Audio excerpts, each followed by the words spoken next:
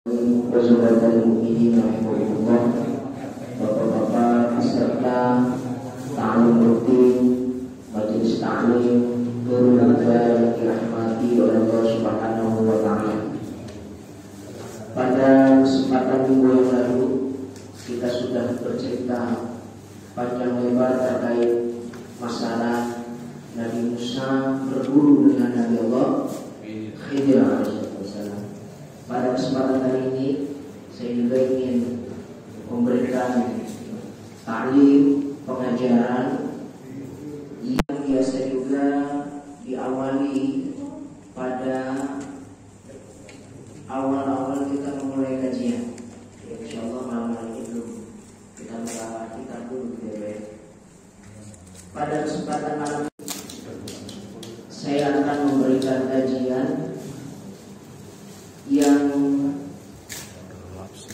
patut rasanya dalam hati kita harus kita bertanya, kira-kira amal ibadah kita pada bulan suci Ramadan yang lalu diterima apa enggak? Insyaallah. Gitu ya. Oleh karenanya, kalau bertanya seperti itu di dalam hati kita, maka orang-orang yang amal-amaliyahnya diterima oleh Allah SWT ada tanda-tandanya. Jadi nanti ketimbang kalau pada kita ada tanda-tanda ini, maka pekerjaan kita, ibadah kita satu bulan yang lalu, baik tarawih, puasa, qiyamul lail dan lain sebagainya, tentu diterima oleh Allah Subhanahu wa taala.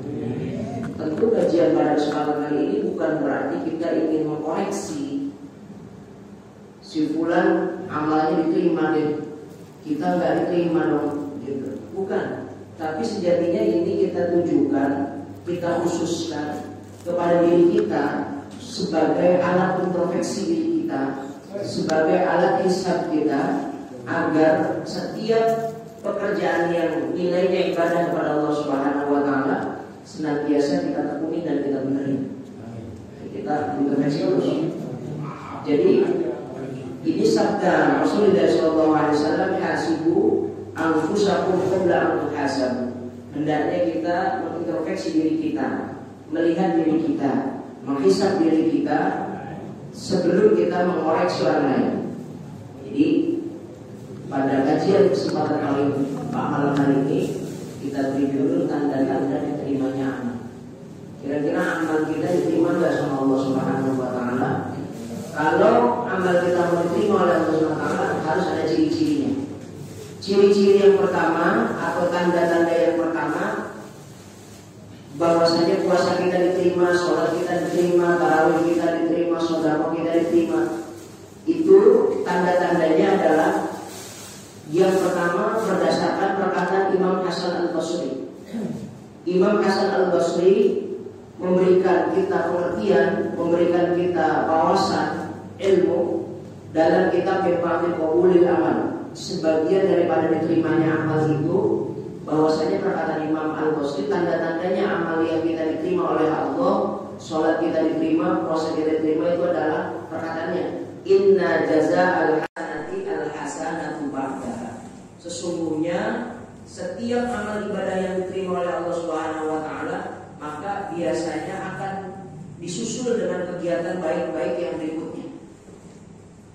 Jadi kalau kita melakukan perbuatan baik pada kesempatan hari ini, kalau amaliyah kita mau diterima atau diterima oleh Allah, tanda-tandanya adalah nanti akan ada atau dimudahkan kita melakukan perbuatan baik kemudian. Contoh puasa Ramadan, mari ya 30 hari. Kalau puasa Ramadan kita diterima oleh Allah Subhanahu wa taala, tandanya adalah dimudahkan oleh Allah melakukan perbuatan yang serupa seperti puasa Ramadan, dimudahkannya puasa hari Syawal. Gampang itu, digampangin sama Allah Subhanahu wa taala. Mudah aja bawaannya sama Allah, dikasih puasa Syawal. Berarti kalau kita setelah 30 hari berpuasa kepada Allah Subhanahu wa taala di bulan Ramadan, lalu di bulan Syawal kita puasa 6 hari, gampang banget, enteng banget, kok mudah gitu, kayak nggak ada hambatan sama sekali. Bahkan kita mengerjakan senang hati, sukarela dan lain sebagainya, nggak ada intimidasi, nggak ada rasa nyesel. Nyesel banget tuh. Kenapa sih puasa Syawal 6 hari setelah Ramadan itu kok habis lebaran? Kenapa? Kok ketupat sama sempur masih banyak. Gak ada kalimat itu tuh. Tapi dia mudah dia mengerjakan puasa itu. Maka ini yang disebut oleh Imam Hasan Al-Basri, inna jaza al-hasanati al-hasanatu ba'daha. Orang yang kalau diberikan kesempatan oleh Allah mengerjakan amalia baik setelah amal baik, maka pasti tanda bahwasanya amal yang kita kerjakan yang lalu itu diterima oleh Allah. Kita sholat rawatib, sholat maktubah. Sholat maktubah nih kita nih contohnya. Sholat maghrib berjamaah. Kok setelah sholat maghrib berjamaah gampang kita dituntun sama imam untuk mengerjakan zikir. Imam zikir, Astagfirullahaladzim li walidayya wa li jami'il muslimina wal muslimat wal mu'minina wal mu'minat al-ahya'i minhum wal amwat innaka sami'un qaribun mujibud da'wat, misalkan la ilaha illallah wa la syarikalah. Dituntun, gampang kita mengikutin. Kok kita senang ngikutin? Setelah melakukan perbuatan baik, berarti tanda sholat maghrib kita diterima. Tapi ada orang nih, habis sholat maghrib beratnya luar biasa kalau mengerjakan amal ibadah setelahnya. Wiridnya berat, terus sholat sunnahnya yang ba'diyahnya berat. Habis sholat udah kabur aja pokoknya. Gak mau pikir, gak mau ba'diyah. Oh, itu tanda-tanda orang tersebut amalnya gak diterima oleh Allah SWT. Tapi kok kalau kita habis melakukan kebaikan, kok melakukan kebaikan yang serupa, yang berkesinambungan dengan amal ibadah sebelumnya, kok mudah, maka tanda-tanda amal kita diterima oleh Allah SWT. Contoh, kemarin puasa 30 hari, setelah puasa 30 hari, kok gampang banget melaksanakan puasa Syawal. Wah, itu tanda amalnya kita diterima. Ada diterima atau amalnya? Ya. Ini menunjukkan bahwasanya inna jaza'al hasanati al-hasanatu ba'daha. Allah kasih kemudahan, Allah kasih kegampangan kita melaksanakan perbuatan-perbuatan baik yang setelah kita melakukan perbuatan baik. Habis ngaji, kok gampang dituntun sama Allah SWT sholat berjamaah, habis sholat berjamaah berzikir, habis berzikir kita baca Quran. Maka menunjukkan bahwasanya ngaji kita kabul, ngaji kita diterima oleh Allah Subhanahu wa ta'ala. Ada bicara masalah menerima, diterimanya amal itu, kita bukan standarnya cuma fikih doang.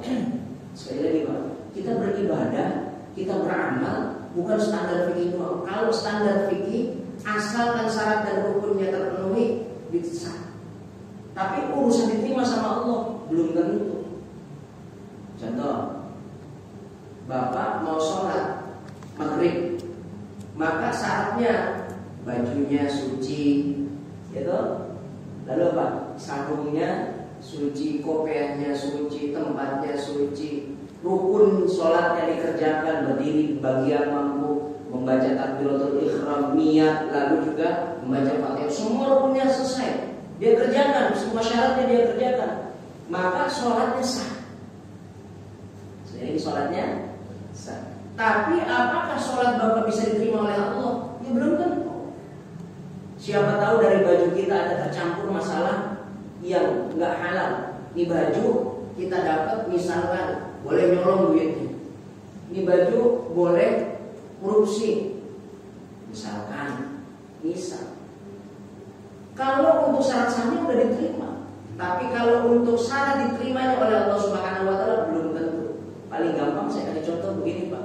Bapak mau masak nasi, ada rukunnya nggak Pak?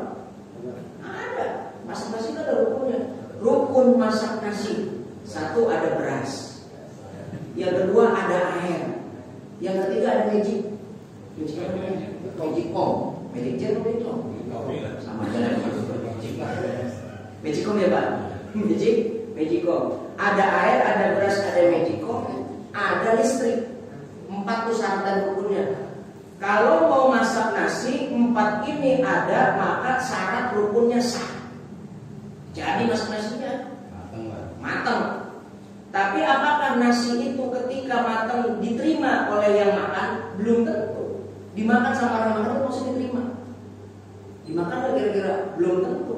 Bisa jadi orang yang kita masakin nasinya terus perutnya udah kenyang. Wah, enggak dulu deh, saya nggak makan dulu. Nah, udah makan di kantor. Saya udah makan di jalanan. Padahal udah dimasakin, syaratnya udah, rukunnya udah bener, masak nasi udah bener, udah jadi itu nasi. Tapi belum tentu dimakan sama orang yang dimasak. Ada juga karena mungkin orang tersebut disajikannya nggak beres. Nasi udah dimasukin ke dalam piring, si istri ngomong, wah makan wah. Taruh sambil loncat Tuhan, saya. Contoh aja gitu Bapak. Dibanding piringnya set makan Tuhan. Kira-kira Bapak kalau melihat istrinya dia makan kayak gitu enak apa enggak? Ya. Kata suami, buset, nyari berantem, nyari ribut, kan begitu ya Pak? Enggak, waktu makan mendingan makan di warteg, dihidangin dengan baik dan benar. Mendingan makan di restoran Padang, biar kata 50.000 juga pelayannya ramah-ramah. Nah itu kayak gitu. Itu diterimanya itu belum tentu berdasarkan sah dan rukunnya. Rukunnya sudah selesai, syaratnya sudah selesai, belum tentu diterima oleh Allah SWT. Makanya ini menunjukkan bahwasanya tanda amal kita diterima oleh Allah SWT. Kok kita dikasih kemudahan, dikasih kegampangan oleh Allah SWT mengerjakan amal ibadah yang sebelum kita melakukan amal ibadah. Kita udah mengerjakan amal ibadah nih, setelahnya kita susul dengan amal ibadah gampang. Habis sholat subuh nih, itu ada sunnah namanya sunnah isyraq, panjang itu, sampai syuruk, sampai terbit matahari, berpikir kepada Allah SWT. Oh dikasih kegampangan sama Allah, berarti menunjukkan sholat subuh kita diterima oleh Allah Subhanahu wa Ta'ala. Sholat kita juga setelah kita kerjakan, kok kita bisa berbuat baik yang lainnya, maka menunjukkan tanda-tanda qabulil amal, amal kita diterima oleh Allah Subhanahu wa Ta'ala. Oleh karenanya kita harus jaga itu kan. Jangan sampai kita mengerjakan perbuatan baik, kok setelah itu kita nggak pernah mengerjakan kebaikan lagi. Nah, ini bahaya nih. Di situ bahaya karena menunjukkan bahwasanya itu tanda bahwasanya amal kita diterima oleh Allah Subhanahu wa Ta'ala. Yang pertama. Yang kedua, tanda amal kita diterima oleh Allah Subhanahu wa Ta'ala, ada tandanya nih. Amal kita mau diterima nggak sama Allah? Tanda-tandanya apa? Yang nomor 2 tandanya apa? Tandanya adalah bagi orang yang mengerjakan kebaikan, kebaikannya diterima oleh Allah Subhanahu wa Ta'ala, ibadahnya diterima oleh Allah Subhanahu wa Ta'ala, orang tersebut enggan untuk berbuat maksiat. Habis ngerjain kebaikan, nggak mau lagi bikin dosa atau perkara yang sia-sia. Jadi kalau ada orang amal ibadahnya diterima, jangankan melakukan perbuatan maksiat, perbuatan yang sia-sia aja enggak. Contoh, misalkan ada orang sholatnya kira-kira diterima apa enggak, lihat aja. Habis sholat ada orang nyamper, bang, ada apa? Mancingnya wah ini hobi gue nih, dia mancing kan? Tapi dia udah ngeliat. Kalau biasanya kita mancing di empang, ini pada tohor kita pulang nggak ada isya, bahkan sampai subuh, kehilangan sholat. Itu udah mulai ada gambaran tuh Pak. Tohor ketinggalan, asar ketinggalan, maghrib kelewatan. Setelah dapat ikan biasanya nyangin capek, ntar isya juga pasti kehilangan. Maka dia enggak deh. Kenapa? Nungguin sholat jamaah tohor dulu, nungguin sholat jamaah asar dulu, biar jamaah sholat maghrib dulu. Ketika ada orang amal ibadahnya diterima, maka orang tersebut enggan berbuat maksiat. Jangan berbuat maksiat, berbuat yang sia-sia aja enggak. Mohon maaf ya Pak, Arvin, kayaknya ada ketawa-tawa sama mancing gitu. Jangan tersinggung. Mancing itu perkara yang enggak dilarang, tapi menurut saya sia-sia. Kenapa saya katakan sia-sia? Ngabisin waktu Pak. Wih, aja kan gitu. Cuma dapat 1-2 kan gitu, bayarnya mahal. Beli aja 1 kilo, 20.000. Iya, kalau saya begitu cara pikirnya. Makanya beda sama orang yang senang mancing. Jangan samain. Saya ngomong aku sih beda. Jangan ngamis ya.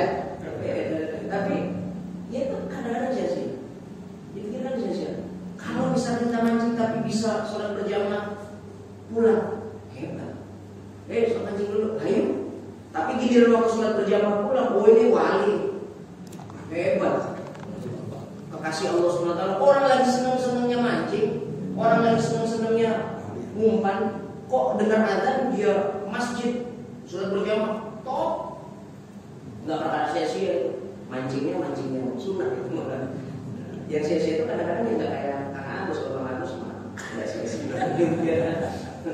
Jadi enggak nih orang ini bikin perbuatan dosa. Kenapa? Karena sesuai firman Allah, innas sholata tanha 'anil fahsya'i wal munkar. Ini yang disebut satu amalia sholat. Sholat itu dapat mencegah perbuatan keji dan munkar, perbuatan maksiat dan dosa. Jadi kalau ada orang sholatnya benar, sholatnya diterima oleh Allah Subhanahu wa taala, maka dia nggak akan melakukan perbuatan-perbuatan maksiat. Yang sia-sia juga enggak. Banyak yang sia-sia. Malam-malam kan itu ya, main kartu sampai pagi. Wah, cepet. Kenapa namanya? Gaple itu bahasa Arab, dari ghaflatun, artinya lalai. Ghaflatun itu lalai. Bahasa Arab, gaple itu bahasa Arab, ghaflatun lalai. Karena dulu masuk pertama kali gaple itu, ghaflatun itu orang Arab yang bawa, lalu masuknya ke Betawi. Orang Betawi kan nggak bisa ngomong ghaflatun, ngomongnya, mau kemana?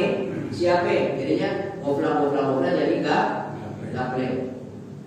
Nah lanjut, sia-sia. Main karambol dari malam sampai pagi gitu. Bapak jagain lingkungan, jagain lingkungan motor orang gue hilang. Misalkan gitu ya. Bosan sih gayanya jagain lingkungan. Ya udah apa? Kalau jagain gerbang nggak sia-sia. Ya karena kan itu emang kerjaan kan gitu. Jagain lingkungan sambil apa? Sambil main sambil main karambol sampai pagi. Kalau itu termasuk bohong. Coba kalau muter tasbih, kira-kira dari Isya sampai subuh kuat atau enggak? La ilaha illallah, la ilaha illallah. Muter tasbih kira-kira 5 menit udah. Coba bayangin. Ini luar biasa. Ini sangat luar biasa. Jadi kalau ada orang yang amal ibadahnya diterima oleh Allah, tandanya adalah mereka nggak mau lagi bikin dosa. Bikin dosa itu emang ya Allah sayang ya. Kalau saya bikin dosa nanti amal ibadah saya rusak, amal ibadah saya hilang. Udah